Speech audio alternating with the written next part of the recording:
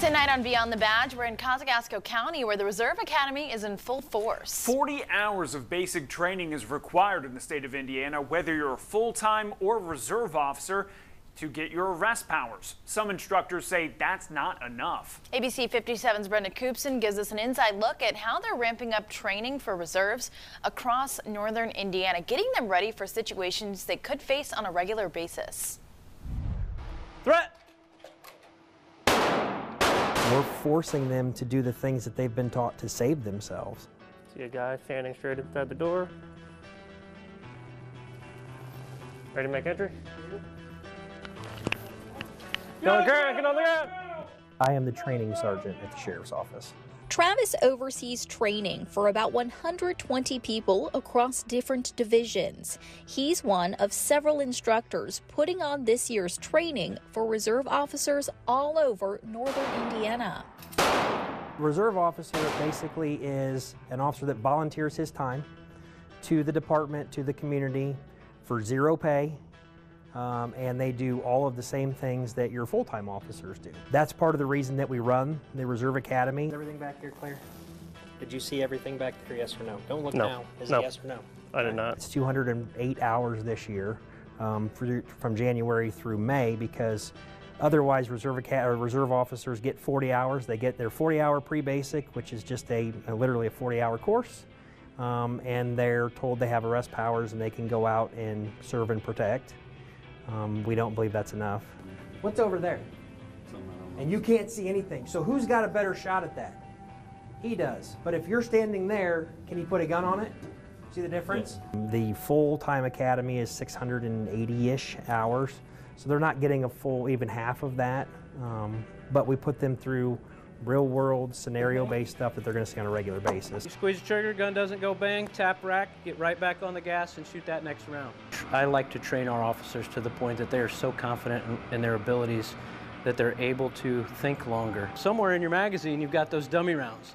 So you're going to be shooting and then you're going to come across one of those dummy rounds. It's not going to go bang, and we're going to see if that gun dips or not. Detective Sergeant James Marshall got his firearms instructor certification in 2012. I've found that my passion is to give my students the skills and the abilities needed that if they ever find themselves in a gunfight or in a position like that, that they're able to go home and they make the right decisions. See, everything's going and then they're immediately just dropping the gun, okay? When you break that second shot, get another sight picture. When I see, as a firearms instructor, when I see law enforcement involved shooting that happens in places, I try and study it as much as I can, learn from it, find out what the officer did right, what they did wrong, what we can learn from it. We can learn from every single one of them. And it's been documented situations where officers have developed certain training scars that they end up doing in a real gunfight. Travis tells me you can only retain so much out of a few hours of basic training.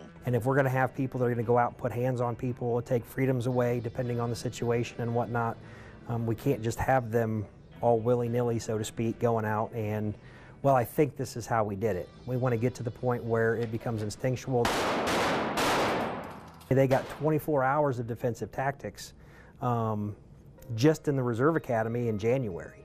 And in the state of Indiana, you're only required 2 hours per year of defensive tactics training. Well, they got 12 years worth of training in just 1 month. Over the course of the academy, they cover all sorts of fundamentals. If you give this gun an inch, it's going to take a mile.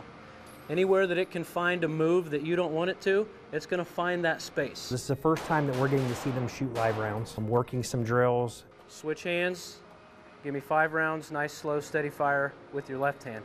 Or kind of learning the basics and burning those in for some of these new officers. It's all to get an idea of where these officers are at baseline. The Reserve Academy will train them up to the point where we're actually doing combat shoots and things like that around cars. Firearms training simulator. Machine gives us kind of a way we can get them to talk to the screen, de-escalate situations, a choice of less lethal options versus lethal options. Hey, what's going on? It's not worth it, man. That's kind of the first time they've ever seen, most of these officers have seen scenarios that we're putting them through. Put the gun down. The other part of that was just basic firearm drills. And you're doing a good job, Corey, keeping that under your dominant eye. I like that. And the other half of the class, which is where I was at most of the night, was building search for patrol officers. Travis tells me if they can get their heart rates up, Threat! make it feel realistic, Make entry. they'll be ready. We'll get to the point where we're pushing to go as fast as you can go. When that time comes, they've seen it. They've already been there. It's no different than the first snow of the year. For that first-time driver, when the snow hits and the ice hits and all of a sudden, you know, the rear of the car lets loose, and now we're making big corrections, and we've never been there, we've never done it, we don't know what it feels like, we don't know where we're going. So that's the biggest thing pushing forward with stressful situations, is we force our guys to be in situations that hopefully they never have to encounter. And that way, if they do, they've seen it. If one person goes home because of something that we did and it saves them, it was worth it. Reserves volunteer their time to do the same job we do, and they don't get paid for it. You don't do this job for the money.